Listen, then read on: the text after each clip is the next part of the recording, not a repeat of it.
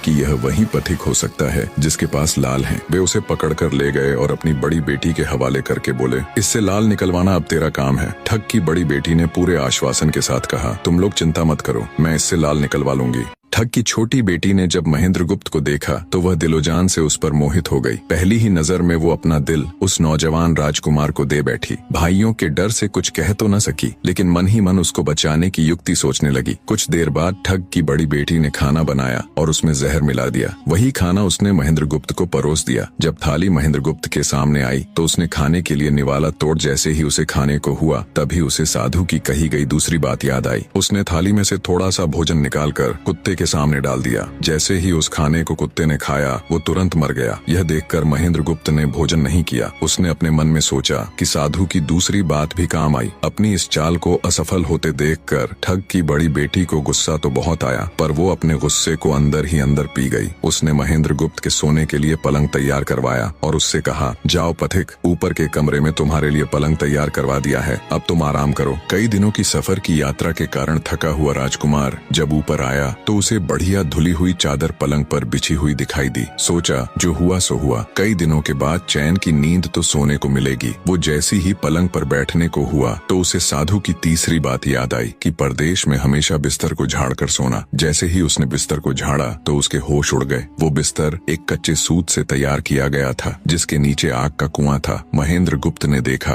कुएं के अंदर बड़े बड़े आग के अंगार धधक रहे हैं। सोचा, साधु की तीसरी बात भी काम आई। उसने एक बार फिर मन ही मन साधु का धन्यवाद किया और पास पड़ी एक टूटी हुई चारपाई पर लेट गया। थोड़ी देर पहले जो राजकुमार चैन की नींद लेने की सोच रहा था, अब नींद उसकी आंखों से कोसों दूर थी। अब तो उसे अपनी जान के लाले पड़े थे। सोचने लगा, आज की रात बचना बहुत कठिन है। तभी ठग की छोटी बेटी मौका पाकर आई और कहने लगी, हे प्रिय, मैं तुम पर दिलोजान से न्यौछावर हूँ, परंतु आज की रात मेरे वश में कुछ नहीं है। आज की रात मेरी बड़ी बहन की बारी है। जिस तरह भी हो सके बस आज की रात मेरी बहन से अपने प्राण बचा लो, कल मेरी बारी है। हे स्वामी, मैं तुम्हारी दासी हूँ, मैं तुम्हें साफ बचा लूंगी। इतना कहकर ठग की छोटी बेटी चली गई। जब सब लोग खाना खा चुके तो ठग की बड़ी बेटी ऊपर बने कमरे में चली। सोचा अब तक तो पथिक जलकर राख बन चुका होगा, पर जैसे ही वो कमरे के अंदर आई और देखा कि पथिक तो बिल्कुल सही सलामत टूटी हुई चारपाई पर लेटा हुआ है तो उसके क्रोध की कोई सीमा न रही। तुरंत उसने कटार निकाली और क्रोध से बोली, हे पथिक, या तो अपने चारों लाल मुझे अभी के अभी दे दे, वरना मैं तुझको मार डालूंगी। उसी समय महेंद्रगुप्त को साधु की चौथी बात याद आई कि कहीं शत्रुओं के फंदे में फंस जाओ तो जहाँ तक हो सके नरमी और ज्ञान की बातें सुनाकर अपना उद्देश्य प्राप्त करना। उसने सोचा कि आज रात बचना मुश्किल है, पर साधु की चौथी बात भी आजमानी चाहिए। महेंद्रगुप्त ने यह सब सोचकर लड़की से कहा, मेरे पास लाल नहीं है, यदि तू मुझको मारेगी तो वैसे ही पछताएगी जैसे बंजारा अपने कुत्ते को मारकर पछताया था। लड़की गुस्से में बोली, कौन बंजारा और कौन सा कुत्ता, क्या बक रहे हो तुम? तब राजकुमार बोला, तुम नहीं जानती तो सुनो लड़की, एक बंजारा था जिसने एक कुत्ता पाल रखा था। वो कुत्ता बहुत समझदार था जिसे बंजारा अपनी औलाद से भी ज्यादा प्यार करता था। एक समय ऐसा आया कि एक कातक नाम की भयंकर बीमारी के चलते बंजारे का सारा परिवार उस बीमारी की भेंट चढ़ गया और बंजारे की करोड़ों की संपत्ति भी बिक गई। दुखी बंजारा अपने कुत्ते को लेकर आगरा में एक साहूकार के पास जाता है और साहूकार को 10,000 के बदले अपना कुत्ता गिरवी रखने को बोलता है। उस समय 10,000 एक बहुत बड़ी रकम होती थी। पहले तो बनिए ने बंजारे को मना कर दिया, पर फिर कुछ सोचकर उसने बंजारे को 10,000 रुपए दे दिए। कुछ ही समय बीता था कि एक रात सेठ के घर डाकू घुस गए। बंजारे का कुत्ता सब हरकत देख रहा था। सोचा, भौंकूंगा तो परिवार के सब लोग उठ जाएंगे और ये डाकू उनका भी कत्ल कर देंगे। वो चुपचाप बस उनको देखता रहा। जब डाकू सेठ के घर चोरी किए हुए धन को लेकर चल पड़े तो कुत्ता चुपचाप उनके पीछे पीछे हो लिया। सेठ के पास इतना धन था कि डाकू उसे निकाल तो लाए, पर अब उनसे वो लेकर चला भी नहीं जा रहा था। दिन भी निकलने के करीब हो चला था। डाकुओं ने सोच विचार कर उस धन को एक तालाब के अंदर छिपा दिया। सोचा बाद में आराम से निकाल ले जाएंगे। कुत्ता डाकुओं की सब करामात देख चुपचाप वापस घर चला गया। सुबह हुई तो सेठ के घर कोहराम मच गया। पता चला कि चोर सारा धन निकाल ले गए। सेठ का रो रो कर बुरा हाल था। आसपास के लोग उसे दिलासा दे रहे थे।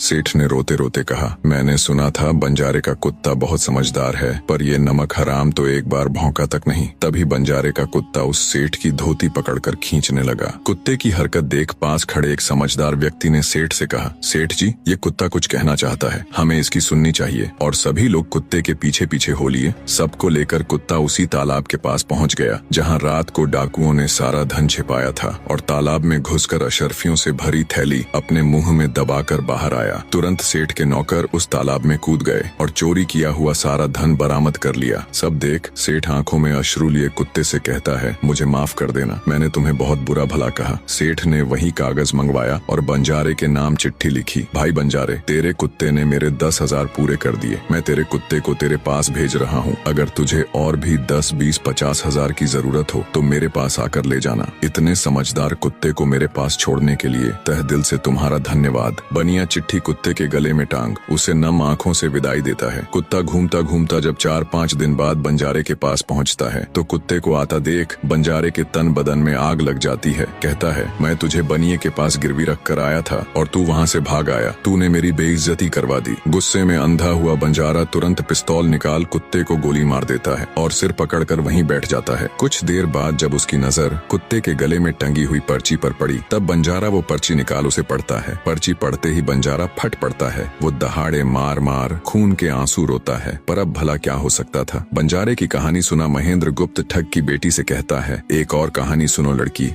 एक राजा के पास एक बहुत समझदार पढ़ाया हुआ तोता था। वह बड़ा चतुर था। एक दिन राजा तोते को अपने साथ गंगा स्नान को ले गया और उसको घाट पर बैठाकर स्वयं स्नान करने लगा। तभी तोते की नजर अमर फल पर पड़ी जो पास ही नदी में बहता हुआ आगे बढ़ा जा रहा था। वह उसको नदी से बाहर निकाल लाया और राजा के आने पर उसको वह अमर फल देता हुआ बोला, महाराज, यह अमर फल है, इसे खा लीजिए। राजा ने कहा, मैं अकेला अमर फल खाकर क्या करूंगा, अपने बाग में लगा दूंगा। जब इसमें फल लगेंगे तब सब कुटुंबियों को खिलाकर अमर कर दूंगा। गंगा स्नान से लौटकर राजा ने वह फल माली को देकर कहा, इस फल को बाग में लगा दो। थोड़े ही दिनों में पेड़ फल फूल गया, उसमें फल लगने लगे। एक दिन एक फल पककर पेड़ से गिरा तो उसे सांप ने सूंघ लिया, जिससे वह जहरीला हो गया। अनजान माली वह अमर फल लेकर राजा के पास आया। राजा फल को देखकर बहुत खुश हुआ और कुछ सोचकर वो फल पहले कुत्ते को खाने को दिया। क्योंकि राजा बड़ा नीतिवादी और विचारवान था, वह जानता था कि बिना सोचे समझे किसी भी वस्तु को खाना ठीक नहीं होता। राजा ने ज्यों ही वह फल कुत्ते को खिलाया, कुत्ता मर गया। यह देखकर राजा ने क्रोधित होकर अपने तोते से कहा, बेईमान तोते, तू हमें जहर देकर मारना चाहता था। ये कहकर राजा ने क्रोध में आकर तोते को मार डाला और माली से कहा, इस पेड़ के चारों ओर घेरा डाल दो जिससे कोई इसका फल न खा सके। एक दिन उसी शहर में एक सास बहू में भीषण लड़ाई हुई। बुढ़िया घर से निकलकर कहने लगी, आज मैं राजा के बाग में जाकर जहर वाला फल खा लूंगी। ये कहकर वह बाग में आई और जैसे ही उसने फल तोड़कर खाया तो वह 16 वर्ष की युवती बन गई। जब राजा को यह समाचार मिला तो उसे सारा माजरा समझते देर न लगी। राजा को बड़ा दुख हुआ। वह कहने लगा,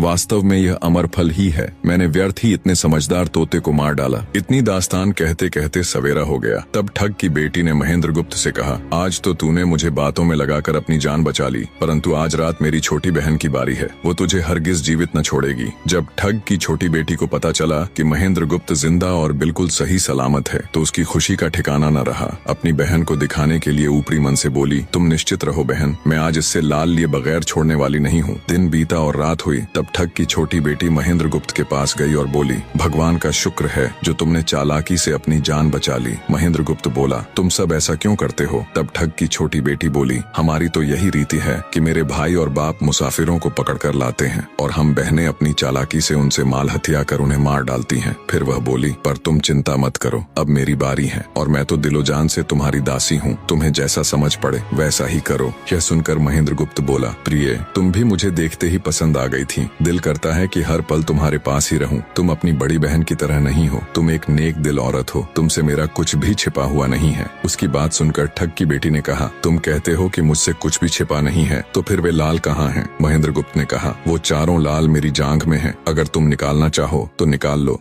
राजकुमार की बात सुन ठग की छोटी बेटी बोली, प्यारे, वो लाल तुम्हें ही मुबारक हो। मैं तो तुम्हारी दासी हूँ, तुम्हारे दर्शनों की प्यासी हूँ, मुझे तुम्हारे सिवाय और कुछ नहीं चाहिए। ये सुन महेंद्र गुप्त बोला, जो कुछ तुमने कहा है वह तो सब ठीक है, लेकिन ये प्यार और प्रेम की बातें सब धरी रह जाएंगी जब हमारे शरीर में प्राण ही नहीं रहेंगे, क्योंकि जब तुम्हारे बाप और भाइयों को इसका पता लगेगा तो हम दोनों की खैर नहीं। तब ठग की बेटी बोली, तुम चिंता मत करो, मेरे पास इसका भी उपाय है। आज रात को सबके सोने के बाद हम यहाँ से भाग चलेंगे और कहीं बहुत दूर रहेंगे जहाँ कभी मेरे भाई और बाप पहुंच न सके। महेंद्र गुप्त बोला, पर ये सब होगा कैसे? बोली, यहाँ से निकलने का एक ही उपाय है। मेरे पिता के पास 2 ऊँटनियां हैं, उनमें से एक तो दिन भर में 60 कोस चलती है और दूसरी दिन भर में 100 कोस चलती है। तुम उनमें से बड़ी वाली को खोल लाना, तब तक मैं हम दोनों के लिए कुछ धन बांध कर रख लूंगी। जब आधी रात हुई तब महेंद्र गुप्त ऊँटनी को खोलने चला गया। महेंद्र गुप्त ऊँटनी ले तो आया, मगर जल्दबाजी के कारण वह बड़ी के स्थान पर छोटी को ले आया। ठग की बेटी बहुत सा माल लेकर ऊँटनी पर बैठ गई और दोनों चल दिए। ऊँटनी जब चलते चलते 60 कोस पहुंची तो जंगल में रुककर खड़ी हो गई। बीच जंगल में ऊँटनी को खड़ी देखकर महेंद्र गुप्त और ठग की बेटी के होश उड़ गए। ठग की बेटी बोली, अनर्थ हो गया, तुम रात के अंधेरे में बड़ी ऊँटनी की जगह छोटी को ले आए। मेरे पिता और भाई आते ही होंगे, वो हमें नहीं छोड़ेंगे। इधर जब सवेरा हुआ तो ठग ने देखा कि उसकी बेटी और मुसाफिर दोनों गायब हैं। उसने सोचा कि निसंदेह वह बदमाश मेरी बेटी को भगा ले गया है। तबेले में जाकर देखा तो पाया कि छोटी ऊँटनी गायब है और बड़ी वहीं है। सोचा ज्यादा दूर नहीं गए होंगे और ऊँटनी पर सवार होकर उसने उसे तेजी से दौड़ा दिया। थोड़ी ही देर में जंगल में उस स्थान पर जा पहुंचा जहां महेंद्र गुप्त और उसकी बेटी ठहरे थे। महेंद्र गुप्त ने जब उसको आते देखा तो बहुत घबराया और कहने लगा, देखो तुम्हारा पिता आ रहा है, अब उससे प्राण कैसे बचेंगे? लड़की ने कहा, घबराओ मत और जो मैं कहती हूँ उसे ध्यान से सुनो। जाओ, जाकर उस पेड़ पर चढ़ जाओ। जब मेरा बाप तुम्हें पकड़ने के लिए आएगा और पेड़ पर चढ़ेगा तो मैं चुपके से बड़े वाली ऊँटनी पर चढ़कर उसको तुम्हारी डाल के नीचे खड़ा कर दूंगी। तुम कूद कर उस पर बैठ जाना। इस प्रकार हम दोनों बचकर साफ निकल जाएंगे। यह सुनकर महेंद्र गुप्त तुरंत पेड़ पर चढ़ गया। तब तक ठग भी वहां आ पहुंचा।